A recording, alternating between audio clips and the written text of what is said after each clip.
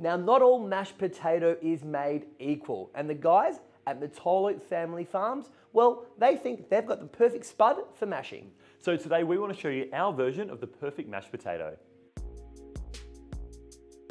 So we're going to start by just giving a little peel. What about a kilo or so? You actually don't want to cut your potatoes up too small because potatoes can take on water and become waterlogged if you cut them into really small dice. So ideally you want your water kind of coming up to the boil, I suppose, just to give our potatoes a chance of cooking evenly. So we're going to let that boil for how long roughly?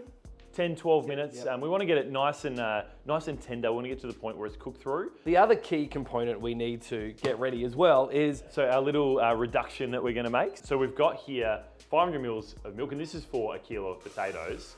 Same amount of cream as well, so we're just going to bring this up to a simmer. Do you mind adding some olive oil and salt, mate?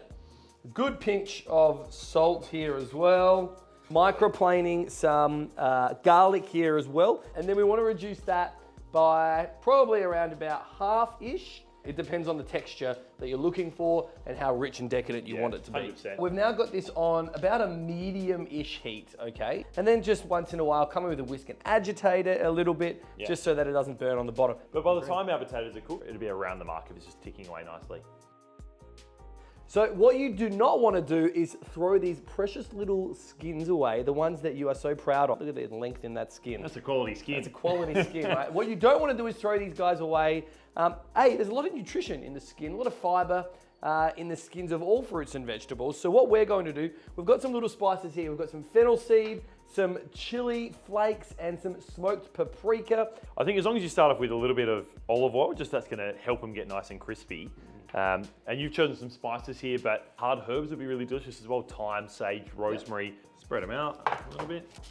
And like anything that you're going to bake in the oven, make sure they're spread out so that they don't sweat. Give them a chance of getting nice and crispy and crunchy. Chili on there as well.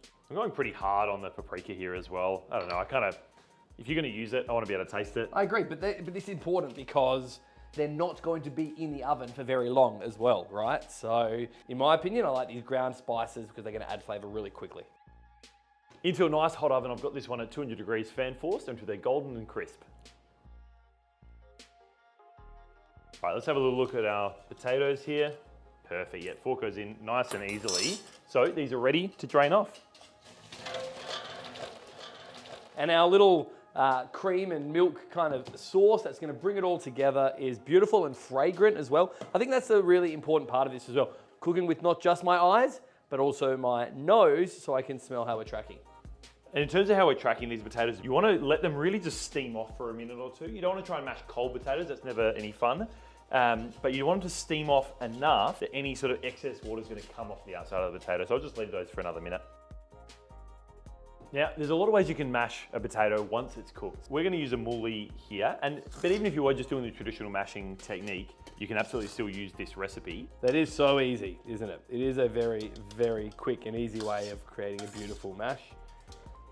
Okay, all right, how are we tracking? What do you reckon? Yeah, it's looking beautiful, mate. It's popping through. As soon as we run a whisk or a spatula through that, that is going to be beautiful mash for us to add our nice little reduction into. All right, so we're going to go in with a little bit of that cream, garlic, milk, olive oil reduction, and just a little bit at a time, and you can sort of just do it until you reach the consistency that you want. That now is going to be a delicious mash. Instantly goes from boiled potatoes to delicious, creamy, rich mashed potato. Yum.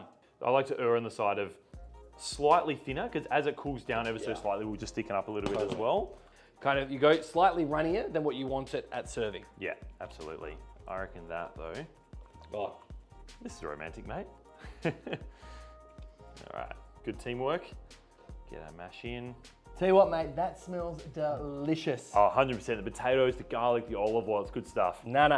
That smells delicious, but I can smell those beautiful potato skins that are currently roasting, the smoked paprika. They are going to be crispy and delicious and ready just in time to serve with our mashed potato. How are they looking? Absolutely beautiful. That looks delicious. I actually genuinely don't know which part I'm more excited to eat. Well, I'll tell you what, 1 spud, 2 potato dishes, 2 happy guys.